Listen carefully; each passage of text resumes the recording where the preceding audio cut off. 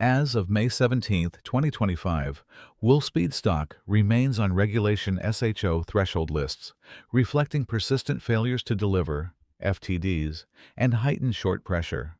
The data shows millions of FTDs accumulating daily despite high borrow fees, currently over 90%, and rising trade volume, suggesting potential naked short-selling activity.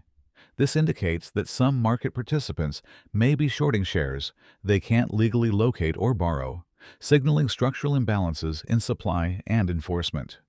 The Trump administration is signaling that this sort of criminal activity has gone on too long and that they are going to do something about it.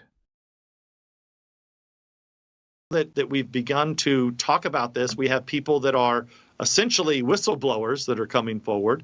So we're getting people now that are coming out of the woodwork that are beginning to tell us things that I'm like, wow, this looks like something that I should have looked at when I was in Congress.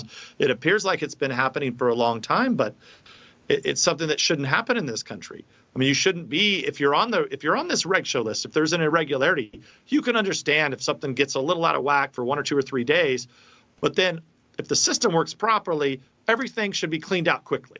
But I think the problem is bigger. And maybe they got so greedy at targeting us that maybe, just maybe, we don't know, but maybe we're going to expose something that's going to be bigger than what most of us imagined. And I think there's probably been a lot of companies over the last decade or so or more that have been hurt by these same tactics. And so, look, I'm hopeful that we're going to continue to work with our allies in Congress. We'll build the case. We'll inform the appropriate authorities. As you know, we've already talked to the NASDAQ. Seems to me like the RICO statute applies here.